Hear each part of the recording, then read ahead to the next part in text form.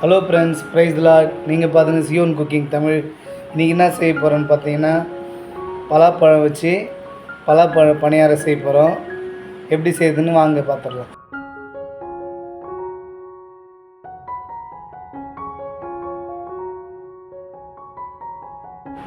பலாப்பழம் பணியாரம் செய்கிறதுக்காக 1/4 கிலோ பலாப்பழம் எடுத்து வச்சுருக்கோம்.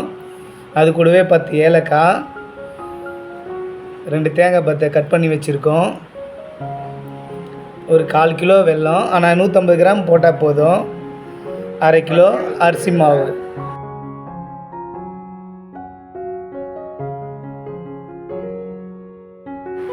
வெல்லத்தை நல்லா உடச்சி தூள் பண்ணிக்கோங்க. தூள் பண்ணி அதில் மண், கல், தூசி ஏதாச்சும் இதை செக் பண்ணிக்கோங்க. ஏன்னா அரைக்கிறதுக்கு முன்னாடி அதை செக் பண்ணிக்கணும்.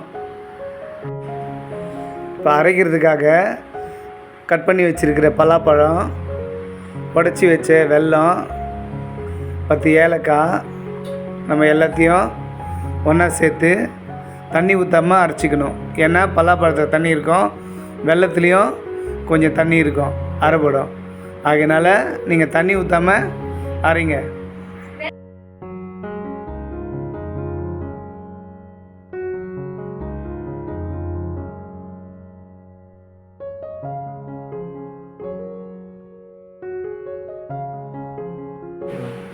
இப்போ அரைச்சி எடுத்துக்கலாம். இப்போ அரைச்சி எடுத்தாச்சு. இந்த பதத்துக்கு தான் இருக்கணும். தண்ணியாட்டம் இருந்துச்சுன்னா வராது. நீங்களே பாருங்கள், நல்லா எவ்வளோ கெட்டியாக வந்துருக்குது அரைச்சி முடித்தோடனே.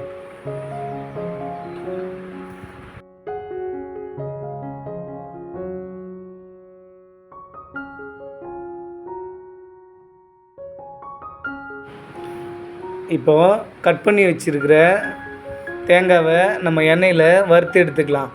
தேங்காவை வறுக்கும்போது வாசனை ரொம்பவே நல்லாயிருக்கும், சாப்பிடும்போது ரொம்பவே டேஸ்ட்டாக இருக்கும். 2 ஸ்பூன் எண்ணெய் ஊற்றிக்கலாம். கட் பண்ணி வச்ச தேங்காவை சேர்த்துக்கலாம். தேங்காவை பொன்னிறமாக வறுத்து எடுத்துக்குங்க, அப்போ தான் சுவை நல்லாயிருக்கும்.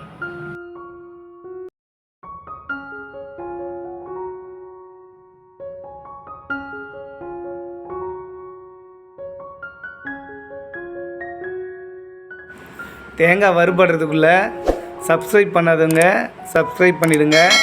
சப்ஸ்கிரைப் பண்ணி பெல் பட்டனை எடுத்துங்க. நாங்கள் போடுற வீடியோலாம் உங்களுக்கு நோட்டிஃபிகேஷனாக வரும்.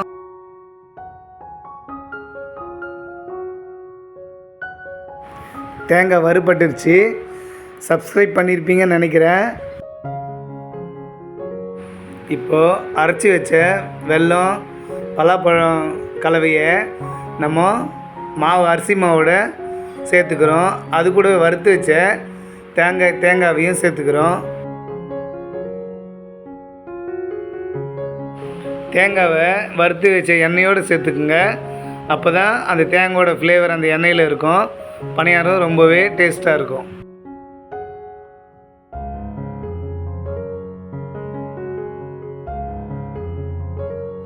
இது கூடவே கொஞ்சம் உப்பு சேர்த்துக்கலாம். உப்பு சேர்க்கும்போது அந்த இனிப்பு சுவை அதிகமாகவே இருக்கும். இப்போ நல்லா கலக்கி எடுத்துக்கலாம்.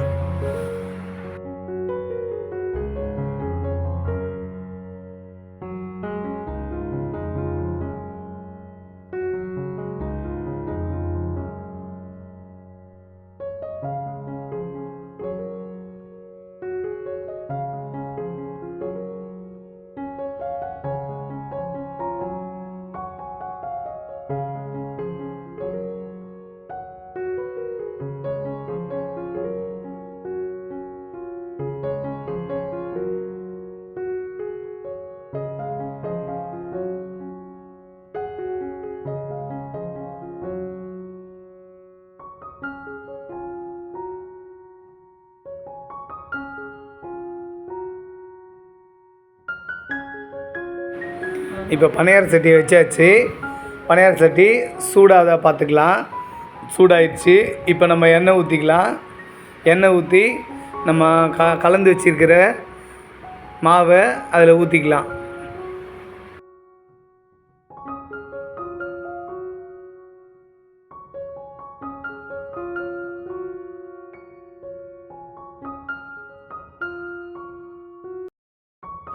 எண்ணெய் சூடான உடனே மாவு ஊற்றிக்கலாம்.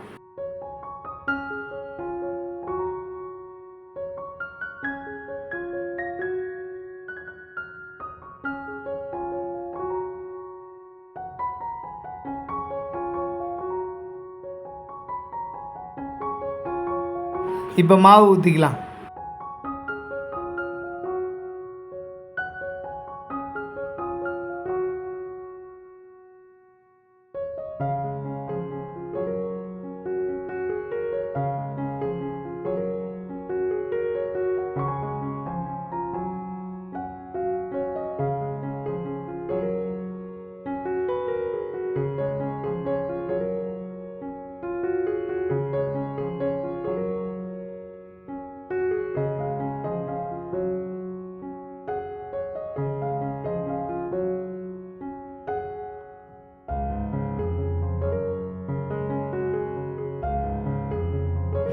மாவு ஊற்றிட்டு பலாப்பழத்தை சின்ன சின்ன துண்டாக கட் பண்ணி வச்சதை கொஞ்சம் கொஞ்சம் நடுவில் சேர்த்துக்கலாம்.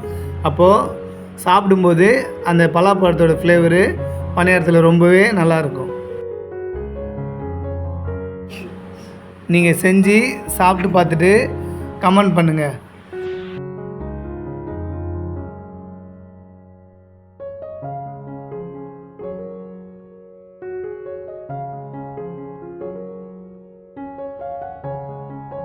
இப்போ நம்ம மூடி வச்சுக்கலாம். ஏன் மூடி வைக்கிறேன்னா பணியாரம் சீக்கிரமாக வெந்துடும், அதே போல் வந்து நல்லா உப்பி வரும். இப்போ எடுத்து பார்த்துக்கலாம். நல்லா வெந்துருக்குது. இப்போ இந்த டைமில் நம்ம திருப்பி விட்டுக்கலாம். நல்லா ப்ரௌன் கலராக வந்திருக்கு பாருங்கள். இது மாதிரி பொன்னிறமாக வரணும். வெள்ளையாக இருந்தால் அது டேஸ்ட் நல்லா இருக்காது. நல்லா ப்ரௌன் கலரில் வரும்போது அதோட சுவை ரொம்பவே நல்லாயிருக்கும்.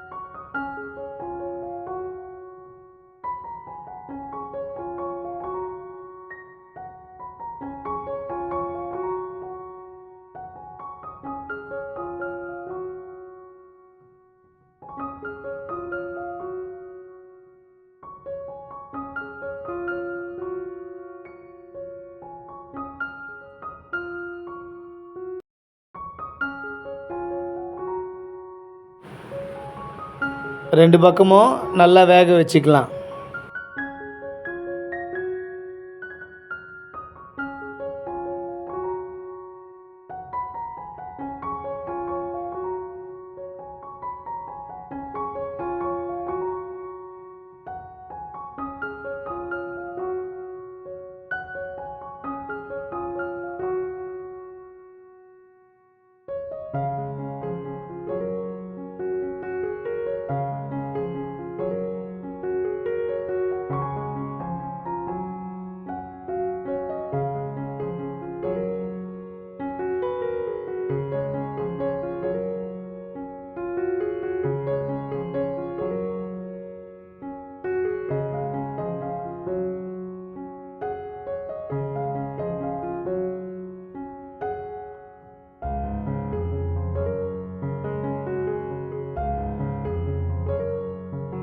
இப்போ மீதி உள்ள மாவையும் நம்ம ஊற்றி எடுத்துக்கலாம். 1/2 கிலோ மாவில் பார்த்திங்கன்னா 24 பணியாரம் வரும்.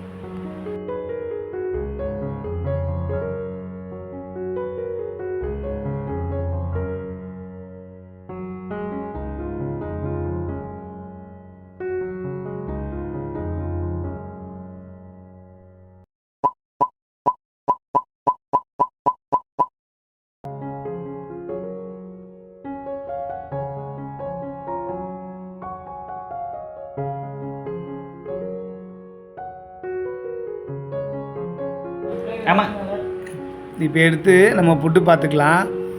நல்லா வெந்து வந்திருக்கு. அந்த பலாப்பழத்தோட ஸ்டஃபிங் நல்லா இருக்குது பார்க்குறதுக்கு. சாப்பிட்டா ரொம்ப சுவையாக இருக்கும். நீங்களும் ட்ரை பண்ணி பாருங்கள்.